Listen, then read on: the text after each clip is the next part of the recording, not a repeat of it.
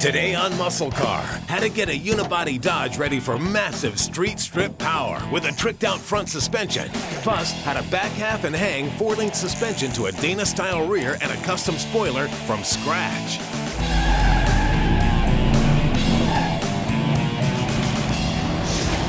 Hey guys, how's it going? I sure hope you have an appetite for suspension today because we have a vehicle over here in dire need of some attention. Now, last time we got started on converting this thing into our pro street style Mopar. It's a 1974 Dodge Dart that we affectionately refer to as business time. We picked this thing up for $4,500, which isn't half bad considering a person could use it for a daily driver. Now, since we're going to be replacing the 360, the front K-member, well, pretty much everything underneath this thing, rather than try to piecemeal it apart, we're just going to drop the bolts out and drop the whole thing out from underneath. Just have to undo that and then drop out the 4 bolts right there, and the whole thing will drop right out the bottom. The torsion bars can be a real pain to get out. Since replacements are available in the aftermarket, we're going to go ahead and just torch these out. We knew we needed to upgrade our K-member and front suspension because we're planning on throwing enough power at this old Mopar to dang near send it to the moon. So we gave Riley Motorsports a call, and they had exactly what we needed. In order to make room for the new K-member, we've got to get rid of the factory bump stops. Drilling out these spot welds helps keep down the amount of torching I'll have to do.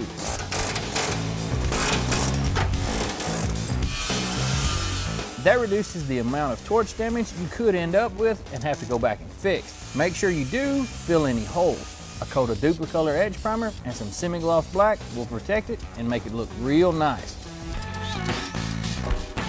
And then we can plug in our new shiny K-member.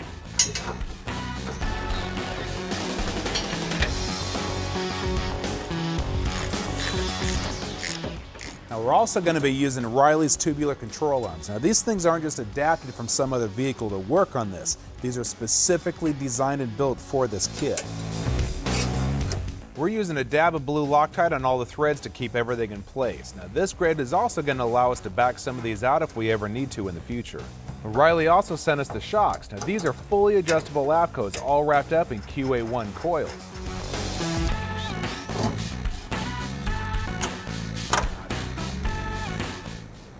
Okay, that's suspension mocked up. Now, this kit will let us get rid of that old steering box and put a rack and pinion in its place. And that'll also give us a lot better turning radius. We're going to upgrade the brakes with a set that we got from Willwood. Don't forget when you put on your new front brakes that you gotta pack the bearings with grease, otherwise you'll chew the spindle right off the front of your car.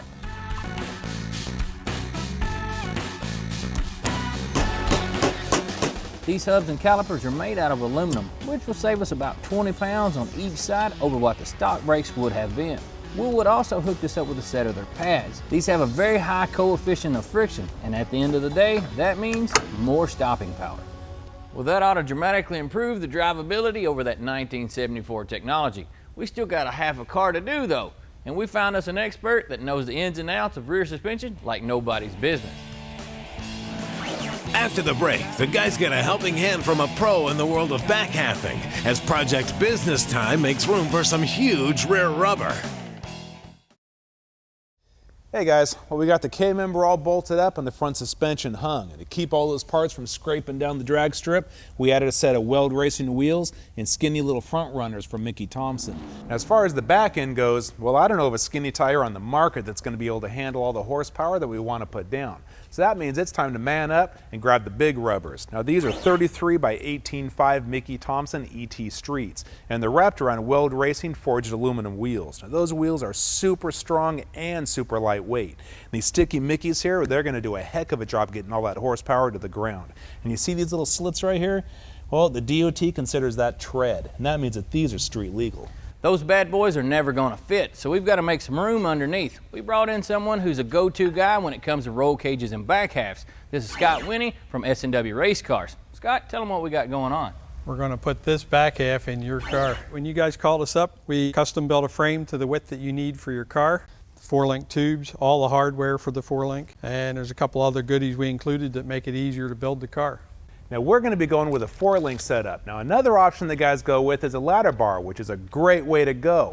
And later on in the show we're going to be explaining the difference between those two types of suspensions. But for now our priority is getting all of that shoved up inside of that. We're going to find the center of this wheel. It's a 16-inch wheel. Now we're going to level up from the center of the rear wheel, and then we're going to put a center line here. That'll be our center line. All right, cut it up. I'll be back tomorrow. Let me know how you make out.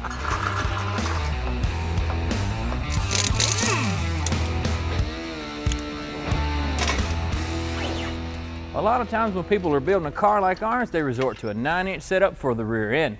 The fact of the matter is we want to keep ours as much Dodge as possible. And there are a few options out there that can withstand that type of abuse. So we gave Moser Engineering a call and they sent us this, one of their M60 built-to-order rear end packages. This is a 35 spline Dana 60 style unit, and the axles and housings have been cut down to a custom length to meet our needs. It has beefy 1/4-inch wall axle tubes along with this aluminum diff cover for added strength. Now we already know that we want to keep the interior in this thing as stock as possible, so that means that we're going to keep the stock floor pan from here forward. That way the original seat, carpet, everything will just go right back in. From here back, on the other hand, well, that stuff is all getting gone. I'm going to cut it right up over the top, that way we have a nice platform here to attach our tin work onto when we do all the tubs. Now this can be one of the scary parts of this kind of a build. If it makes you uncomfortable to do this for the first time with a rare or expensive car, hey, there's nothing at all wrong with finding something cheap to race. Shoot, you could even buy a rusted out piece of junk from your local salvage yard. There it is, and cut that thing up into oblivion. Coming up, the Dodge lands back on its feet, and Tommy does some serious fab work. While Rick's been cutting up our Dodge, I've been busy mocking up our Moser rear to our S&W back half kit. We decided to go with a 4-link setup because of the adjustability, but S&W also offers a ladder bar setup, which is commonly used. Scott, let's talk about the differences of the two. While they're both performance-oriented, a ladder bar and a 4-link are two different ways of leveraging the rear tire onto the ground. A ladder bar has very limited adjustability, usually for the pinion angle, if at all. A 4-link, on the other hand, has a multitude of different ways to adjust power leverage and launch behavior, depending on your car's tires and center of gravity. We're ready to set our pinion angle and our bracket placement on the housing. You could do this under the car, but it's a lot easier to get to everything out in the open. We're going to bring the pinion up to match the angle of our brackets. Bring her up some more. Need to measure our housing width. What do you got? 39? 39. 25.5 is outside to outside on the brackets with a difference of 13.5 inches. Divided by 2 gives us 6 3/4. So we need 6 3/4 inches from the outside of our bracket to our housing flange.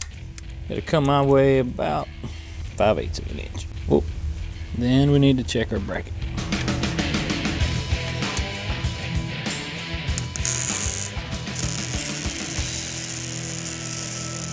If you remember back, the very first mark that Scott made, I'm doing the other side of it. This right here is going to be the axle center line. We're going to line back up on the quarter. Measure back half the diameter of your tube, and it gives you the center.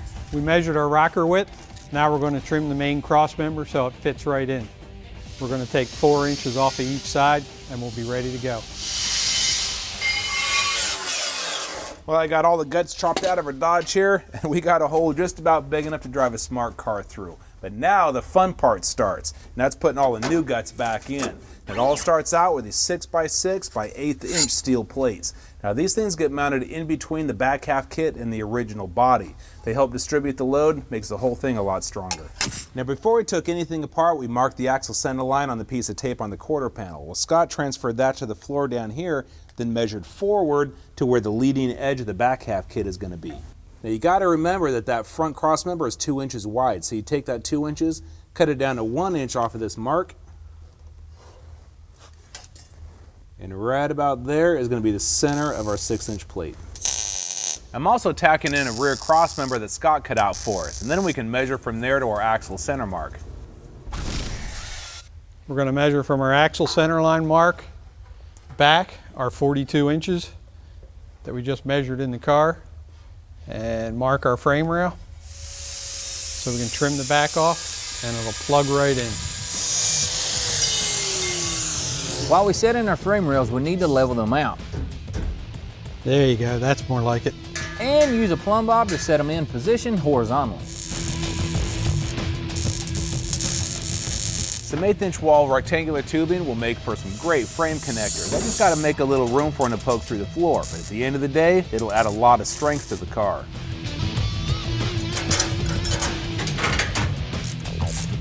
That's what one of our back half kits look like in a 74 Dart. Now I haven't flattened these tires, but there is no amount of pushing and shoving that's going to get this tire through that wheel well. So that means we're going to have to get rid of some more of that Dodge sheet metal.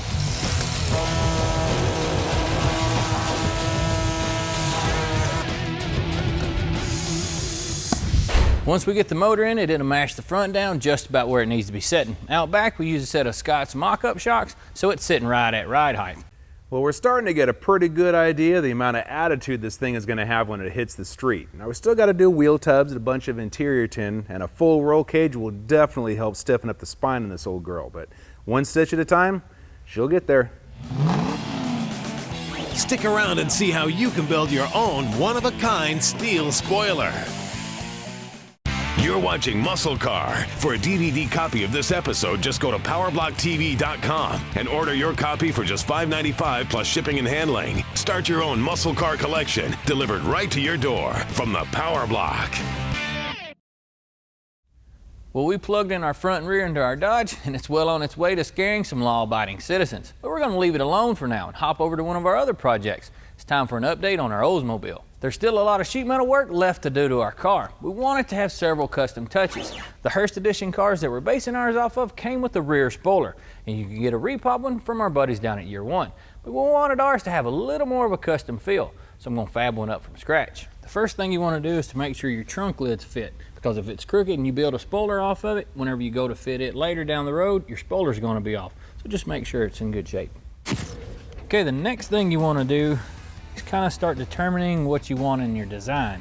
I'm wanting to play off of the back side of this body line, kind of giving it a leaning forward motion. And with this representing the back edge of the spoiler, you can determine your width, how wide you want the top to be. And I don't think I'd want it any wider than say 5.5 inches. This will be your front edge for the top of the spoiler. Also, I want to determine my height that I would want the spoiler. Within about 2 inches ought to be good. Okay, now all I got to do is duplicate this on the other side and we can start bending some metal. I'm going to use 1/4 inch rod to build the general shape of my spoiler. So I've got to determine the width to know how wide I need to cut the metal, and then add about 3 inches per side for the sides. So that's 69.5.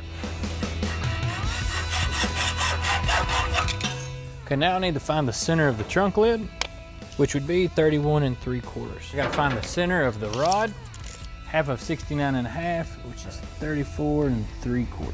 Now I'll line up my two centers and I can determine where I want my bend to start. I'm going to put that mark at the edge of the jaws of the vise, then mark about 1 inch from it, then use a wrench on that last mark. You can control your bend in between the two marks and keeping them consistent. Simple way to check your bends to see if they both match. Use a flat surface, flip it around. Shoot, can't get much better than that. And first try, that's not bad. Okay, now's a good time for us to set our height and mark this rod. I want my spoiler to be 2 inches high, then we can mark the rod at the top of the quarter. Also want to take the rod and bend it forward similar to the way we did this to give it a little more shape. And what we're going to do is shape the rod to match the contour of the trunk lid. What we're looking for is kind of a gradual bend. You don't want to use anything sharp to bend it, like a corner, because what this will do, it kind of put a kink into it. So what I'm going to use is a squishy surface, a tummy. See, not bad at all.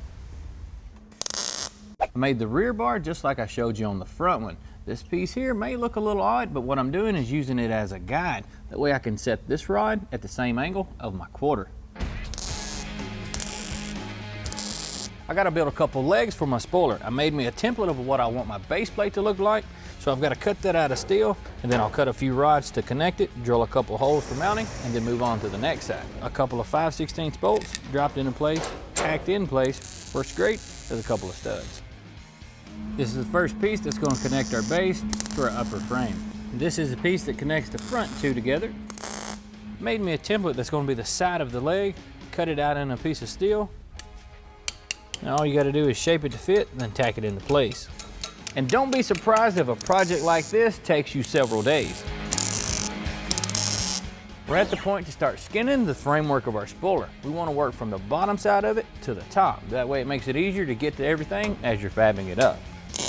I found that the best way to construct something like this is to go slow and work with small pieces. Don't be afraid to get after it with a grinder or a body hammer if you need to move or remove some metal. I'm also a big fan of using cardboard templates to help me get the metal close to something to start with. Just take your time with it, even if your wife is trying to hurry you up and get you out of the garage. Or if you're like me and have a TV producer, which is kind of like a second wife, trying to hurry you along. The last thing I need to do is slice the spoiler free so the trunk will open. That's how you build a custom spoiler. Still got to do some welding and grinding and then cap off both ends from where I cut it loose. Then follow that up with some body work. But if I did my metal work right, there won't be a whole lot of that required. If you guys have any questions about what you've seen on today's show, check out PowerBlockTV.com. We're all out of time for this week, so until next week, y'all keep it between the ditches.